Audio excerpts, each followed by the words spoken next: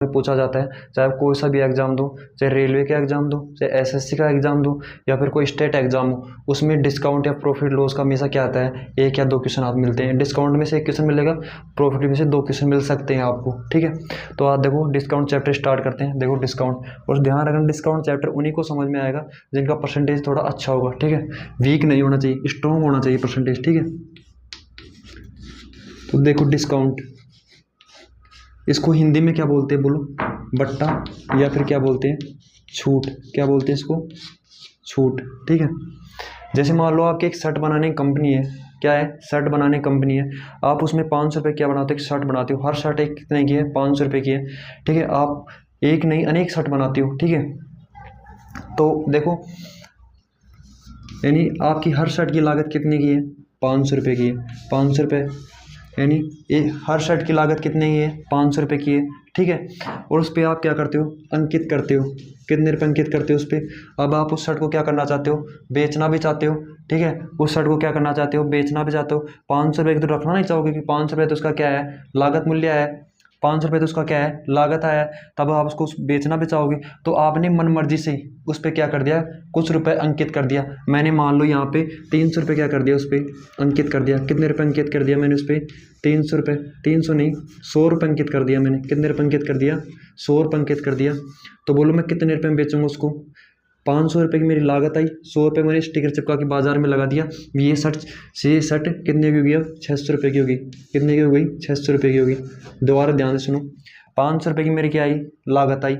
100 रुपये मैंने क्या कर दिया, उस पर अंकित कर दिया, स्टिकर लगा दिया शर्ट पे, ये 100 रुपये, ठीक है। 500 रुपये की लागत है, 100 रुपये इस पर अंकित कर दिया, तो इस शर्ट मेरी कितने होगी, 600 रुपये की होगी। यानी अब मैं इस शर्ट को कितने रुपये में बेचूंगा, 600 रुपये में बेचूंगा। कितने रुपये में बेचूंगा, 600 रुपये में।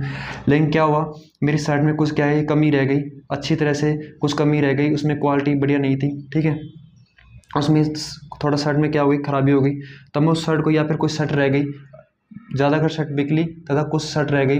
अब उन शर्ट को मैं क्या करना चाहता हूँ, बेचना चाहता हूँ। तो मैंने क्या किया, चल इतनी शर्ट तो बिक गई, इनको भी क्या करता हूँ, बेचना चाहता हूँ। तो बेचने के लिए मैं क्या करता हूँ, 600 रुपये पे कुछ डिस्काउंट देता हूँ। तो हमेशा ध्यान रखना, डिस्काउंट किस पे दिया जाता है, हमेशा अंकित मूल्य पे क्या दिया जाता है, डिस्काउंट दिया जाता है। किस पे दिया जाता है डिस्काउंट भाई, अंकित मूल्य पे।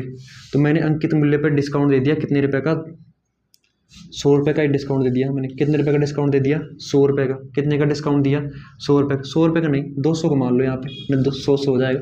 मैंने 600 रुपये की वस्तु पर 200 रुपये का डिस्काउंट दे दिया, ताकि मेरी शर्ट, जो बची हुई शर्ट, वो भी क्या हो जाए, बिक जाए, ठीक है। अच्छे दाम में नहीं, अच्छे दाम में नहीं बिकेंगे, थोड़े कम दाम में बिक जाएंगे, कुछ तो बिकेंगे, ठीक है। 600 रुपये की वस्तु पर 200 का डिस्काउंट दे दिया, तो मेरी शर्ट कितने में बिकी बोलो, 400 रुपये में। कितने में बिकी, 400 रुपये में, ठीक है।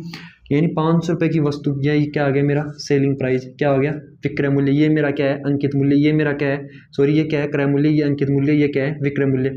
और आपको पता है क्रय मूल्य से विक्रय मूल्य का अनुपात ही क्या होता है, प्रॉफिट। समझे, देखो समझो इधर, सेलिंग प्राइस, कॉस्ट प्राइस से सेलिंग प्राइस, यानी क्रय मूल्य से विक्रय मूल्य का अनुपात ही आपका क्या होता है, प्रॉफिट होता है। देखो कैसे, जैसे मान लो आपने कोई शर्ट 300 रुपये की खरीदी, कितने रुपये खरीदी, 300 रुपये खरीदी, और आपने 400 रुपये में बेच दी, 400 रुपये में बेच दी।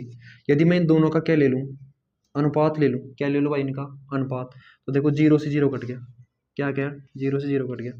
यानी 3 का सामान मैं 4 में बेच रहा हूँ, 3 का सामान मैं कितने में बेच रहा हूँ, 4 में। कितने का फायदा हो गया बोलो, 1 का।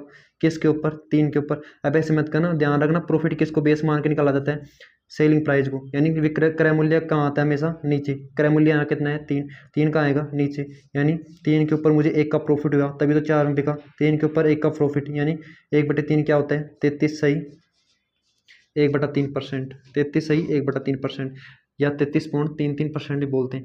यानी मैंने 300 रुपये वस्तु 400 रुपये में खरीदी, तो मुझे कितने का प्रॉफिट हो गया, 300 रुपये की वस्तु 400 रुपये में बेच दी, तो मुझको कितने रुपये का प्रॉफिट हो गया बोलो, 33 सही 1/3% का क्या हो गया, प्रॉफिट हो गया, ठीक है। इसी तरह यहाँ पे देखो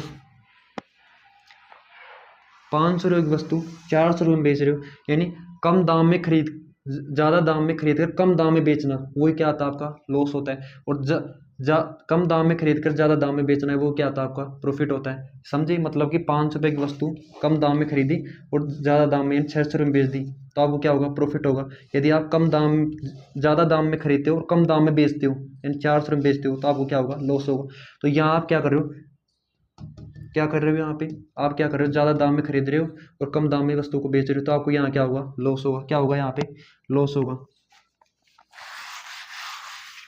कितने का लॉस होगा, 500 का सामान 400 में बिक रहा है तो 100 रुपये का लॉस हो जाएगा ना, कितने रुपये का होगा लॉस। और आपको पता है लॉस परसेंटेज क्या होता है, ये तो रुपए में है, मुझे परसेंटेज में तो निकालना है ना। तो देखो लॉस परसेंटेज क्या होता है, selling price minus cost price minus selling price upon में सेलिंग प्राइस इंटू में परसेंटेज। ठीक है, ये क्या होता है आपका लॉस परसेंटेज, यानी सेलिंग प्राइस कितना है यहाँ पे 500 रुपये। ठीक है, और सेलिंग प्राइस कितना है यहाँ पे 400 रुपये। ठीक है, और कॉस्ट प्राइस कितना है यहाँ पे 500 रुपये।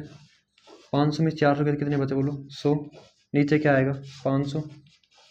ठीक है, परसेंटेज में निकालना है तो किससे गुणा करेंगे, 100 से, और परसेंटेज का साइन 0 से 0 कट गया, और 100 में 5 का भाग देंगे, बोलो कितना आएगा 20%। क्या आएगा 20%, यानी आपको 20% क्या हो रहा है, लॉस हो रहा है। लेकिन आपको ऐसे नहीं करना, आपको क्या करना है, दोनों का क्या लेना है, रेशियो लेना है। वो देखो बताऊँ कैसे, रेशियो कैसे लोगे आप,